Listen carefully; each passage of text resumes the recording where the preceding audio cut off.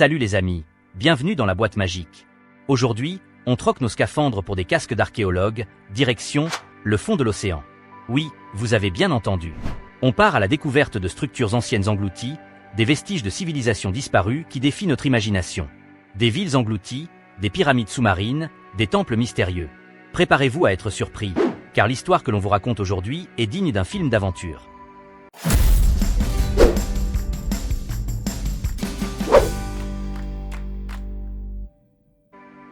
On commence notre exploration en Grèce, au large de la côte sud, où se trouve la cité engloutie de Pavlopétrie. Imaginez une ville vieille de plus de 5000 ans, parfaitement conservée sous les eaux. C'est la plus ancienne cité engloutie connue au monde, un véritable trésor archéologique. Découverte en 1967 par Nicholas Fleming, Pavlopétrie nous offre un aperçu fascinant sur la vie de nos ancêtres. Ses rues, ses bâtiments, ses tombes, tout est resté intact, comme figé dans le temps. On peut presque entendre l'écho des pas des habitants, le bruit des artisans, le murmure des conversations. Des tremblements de terre et la montée des eaux ont submergé la ville vers 1000 avant Jésus-Christ, et elle n'a jamais refait surface. Pavlopétrie était un centre d'échanges commerciaux important, avec des connexions à d'autres civilisations de l'époque, un carrefour de culture et d'idées. Les fouilles ont révélé 15 bâtiments bien planifiés et un système d'eau complexe, preuve de l'ingéniosité de ses habitants. Grâce à des technologies modernes comme la cartographie sonar et les robots sous-marins, les archéologues ont pu créer une carte numérique en 3D de la ville. On peut ainsi explorer ses rues, ses maisons, ses places publiques, et imaginer la vie quotidienne de ses habitants il y a des millénaires. Tout comme Pavlopétrie, d'autres cités englouties pourraient nous révéler des secrets fascinants sur le passé de l'humanité. Mais si vous pensez que ces ruines sont incroyables, attendez de découvrir ce que l'océan Indien cache. Direction le triangle des Bermudes, un lieu mythique, réputé pour ses disparitions mystérieuses et ses phénomènes inexpliqués. Depuis les années 60, des rumeurs circulent sur l'existence de pyramides de cristal sous-marines dans cette zone, des structures gigantesques, aux propriétés mystérieuses. Le premier témoignage vient d'un certain docteur Ray Brown, qui aurait découvert une pyramide submergée lors d'une plongée au large des Bahamas. Il l'a décrite comme étant faite d'un matériau cristallin, lisse et brillant, et aurait même récupéré un fragment. Malheureusement, son appareil photo aurait été détruit lors d'une tempête, l'empêchant de rapporter des preuves photographiques. Dubitatif, c'est normal.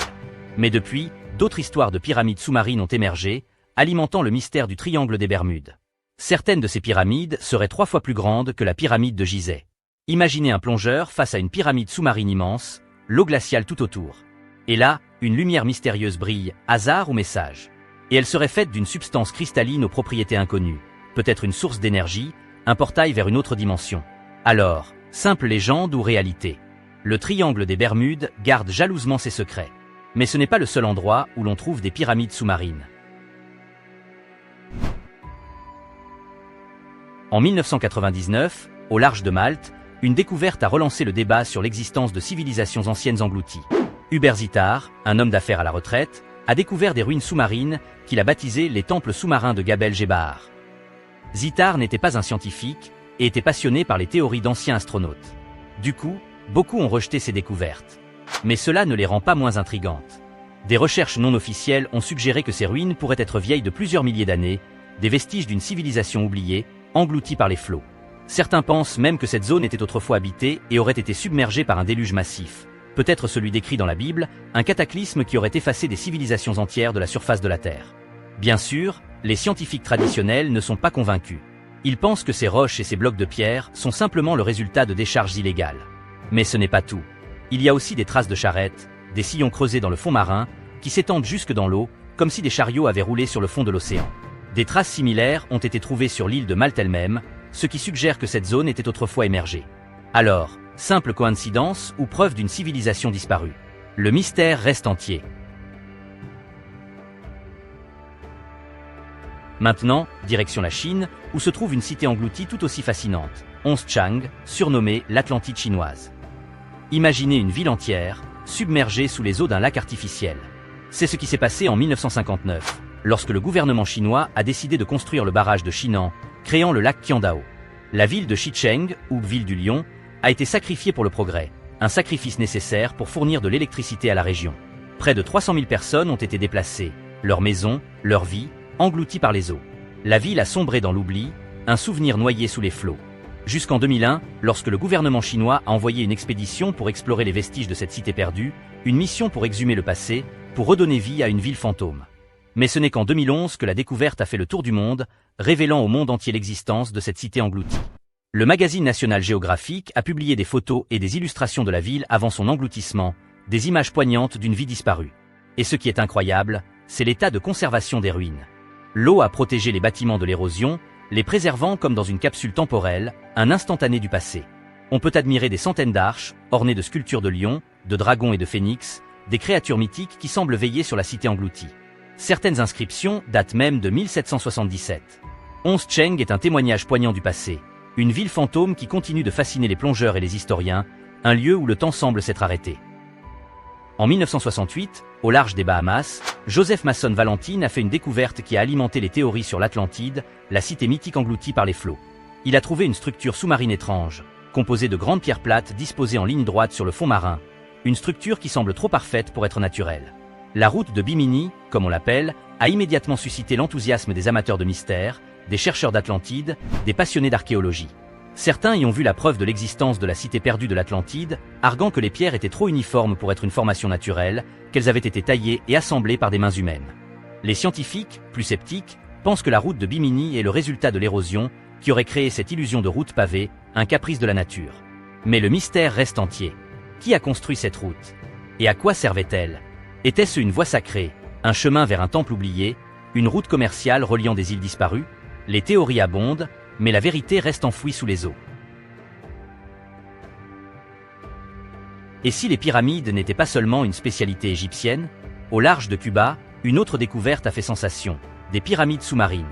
En 2001, Pauline Zalitzky, une ingénieure maritime, et son mari Paul Winsweg ont utilisé un sonar pour explorer les fonds marins à la recherche de trésors engloutis.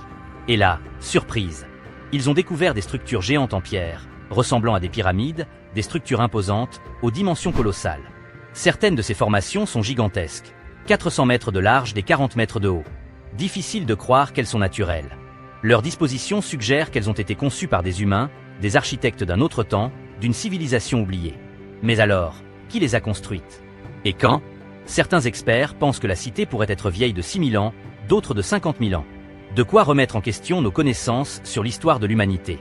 Encore plus intrigant, des symboles et des gravures étranges ont été trouvés sur certaines pierres, des signes mystérieux qui défient notre compréhension. Ils ne correspondent à aucun langage connu, mais ressemblent à des symboles aztèques ou mayas. De quoi alimenter les théories les plus folles. S'agit-il d'une civilisation disparue, venue d'Amérique du Sud, ou d'une civilisation encore plus ancienne, dont nous n'avons aucune trace? Le mystère reste entier. Depuis plus d'un siècle, des marins rapportent des observations étranges dans l'océan Indien, des phénomènes lumineux inexpliqués, des objets non identifiés qui semblent jouer à cache-cache avec les navires. Des lumières, des disques, des formes étranges. En 1873, l'équipage du navire De Hilde a aperçu un disque géant, d'1 kilomètre de large, flottant sous la surface de l'eau, brillant d'une lumière intense, comme un soleil sous-marin.